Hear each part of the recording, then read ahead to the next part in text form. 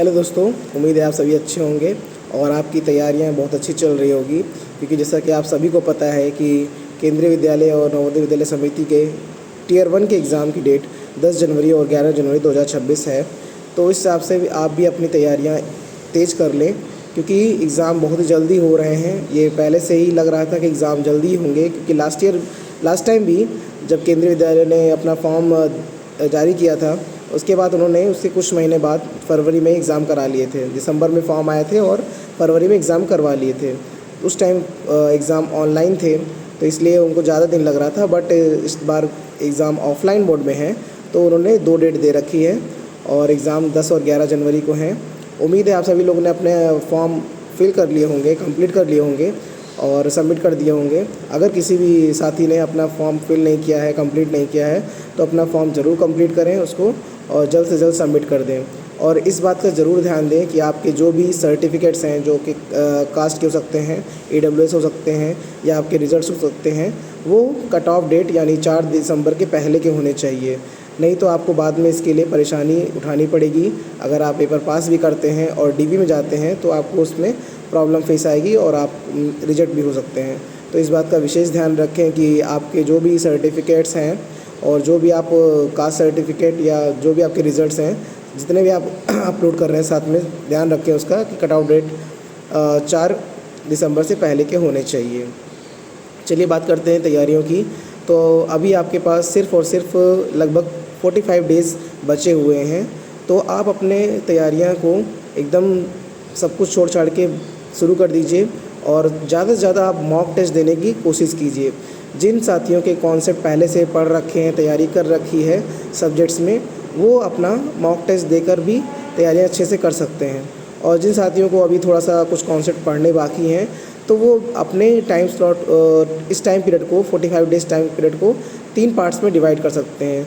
वो चाहे तो इसको 15 डेज़ के स्लॉट में 3 पार्ट्स में डिवाइड कर सकते हैं और 2-2 सब्जेक्ट्स को 15 डेज़ में रख सकते हैं। लास्ट 15 डेज़ में आप अच्छे से एकदम मॉक टेस्ट कीजिए। और हाँ, इस बार जैसा कि आप सभी जानते हैं कि जो एग्ज़ाम होना है वो OMR बेस्ड होना है। तो आप एक बुकलेट आती है OMR की, आप उस पर ज़रूर प्रैक्टिस कीजिए।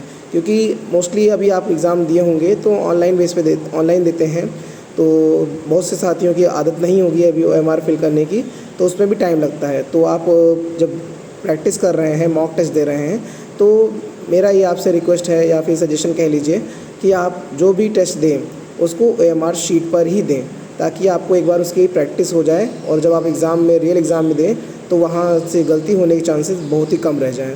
तो इस तरह आप अपनी तैयारियां कर सकते हैं अच्छे से और अच्छे नंबर पा सकते हैं।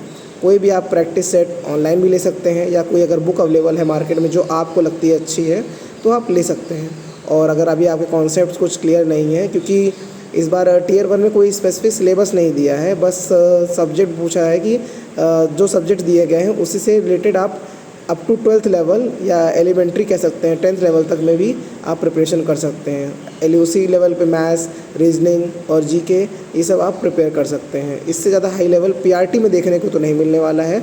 बाकी अगर आप अप्लाई कर रहे हैं TGT या PGT, तो मे भी थोड़ा सा लेवल अप हो सकता है, बट फॉर PRT ये ज़्यादा नहीं होने वाला है। तो पेपर थोड़ा सा हो सकता है मॉडरेट ही हो सकता है, easy to moderate.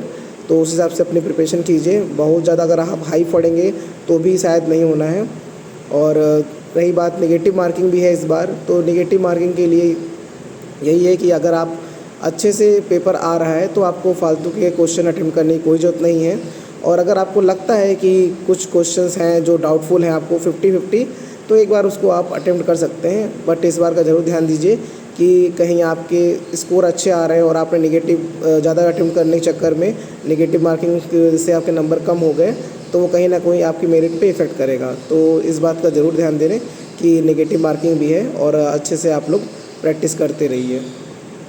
Thank you.